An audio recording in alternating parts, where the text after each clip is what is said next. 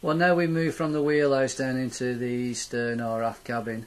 Basically at the top you can see the actual opening for the top skylight. As I actually pan round the back you can see the curve with the passageway lamps.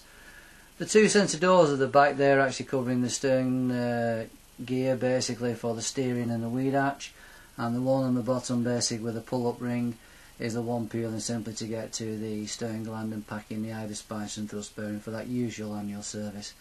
Underneath Audacious rear cabin floor she's got 240 bilge pumps, manual, and also as well trap doors to get to all those servicing once a year what you need to do just to check things before you do make passages. You can see the actual starboard rear quarter window with blinds, and basically as I'm panning around the bedroom you can see the coat-hooks and parts of the wardrobes plus the starboard side single bed, and also as I pan round again to this side of it you can actually see the port side single bed, the window, and then basically on the actual wall you can see the Samsung 19-inch TV, which is digital, and it's obviously basically on a bracket.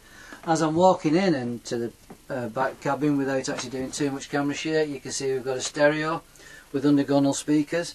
The lights have got undergunnels in it for that soft lighting for at night time. Also as well you can see the bronze portholes on the side, full length wardrobes on the port side, the steps which are removable for that usual annual service, and the starboard side wardrobes with the stainless steel engine room air vent. Coat lockers and hooks on the right hand side, and as I pan right down to the centre again you can see the fabulous helmsman wheel with the 4 steps on the way out, and also basically it's carpeted and we have basically got a Persian rug. As I'm walking out of it towards the wheelhouse, as we're coming up the stairs out of the actual back cabin towards the wheelhouse you can actually see the communication equipment. We've got the Lawrence 5150 GPS. We've got the 3005 radar, standard horizon 3000 anchor watch, intercom and outside horn, VHF radio with NEMA control with ATIS for the European waterways, Morse forward, neutral and reverse shift gears, compass, engine controls for temperature and oil pressure, and last but not least we can see the depth and the sonar, and again the magnificent wheel. And basically as I turn around to the starboard side you can actually see the starboard stable doors and basically the helmsman seat for that long lazy passage. Okay, now I've moved into Audacious' engine room basically through one of the top hatches.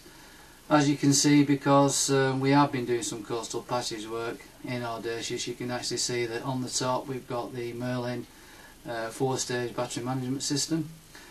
We've got basically the Raycore filters with changeover on them, basically to service the engine, so should one filter block up you can just switch the handle over to the other. And they actually are on dual tanks, port and starboard tanks, which actually take roughly around about 1250 litres per starboard and port tank. As we move around this side you can actually see that the cooling system on Audacious' engine is basically with the Bowman F100 heat exchanger, and as you can see we've got the clarifier takeoff with the seeker valve. Then I'm moving down to the fabulous Gardner 5LW, and I'll try to pan as best as I possibly can and keep the shaking. Basically this engine was rebuilt 5 years ago and has roughly done about 500 hours to the present date, and basically she was rebuilt and put back to her former glory. The gearbox on the end of Audacious is a 2-to-1 PRM D750 which is commercially rated. At the moment she's running on 2050's Miller's grade Trident oil, and basically she is raw water cooled. Right on the side you can see the fuel pumps as we come round. The governor is rated at 1300 revolutions, which is maximum power, and she will do 80 horsepower at 1300 revs. On the back of it, which is tight to get at, we have got what's known as a water cooled siphon bucket, which quietens all the water down as it discharges from the boat. And basically at the back of them all the coolers for the gearbox on the engine are made by Bowman. As I'm panning around this side, we've got all the insulation in to quieten the engine down for that quieter passage. And then on this side, as you can see on the right hand side, we've got the mud box with the stopcock on the side, and also we've got twin stainless steel clear glass water strainer filters. And then basically behind me on this side of it, if I try and pan around quick enough, you can see the cocoon of the Beta Genset 7. And basically at the moment, where I am at this moment in time, I'll actually pan round again on this side of it when I come out of the engine room to show you the Victron multi-Phoenix inverter. Okay, again back on the other side of Audacious engine room, you can see that the multi-Phoenix inverter, obviously because of the remote station inside the vessel, we don't need to be in here. Plus as well, you've got the fact of all the isolators for the batteries, and Audacious carries 8 domestic batteries and 4 starter batteries. Now you can see with a zoom lens on the starboard side of Audacious, which finishes this amateur video off of the vessel, as it shows you the cross tree for the radar and basically the actual starboard side of the vessel.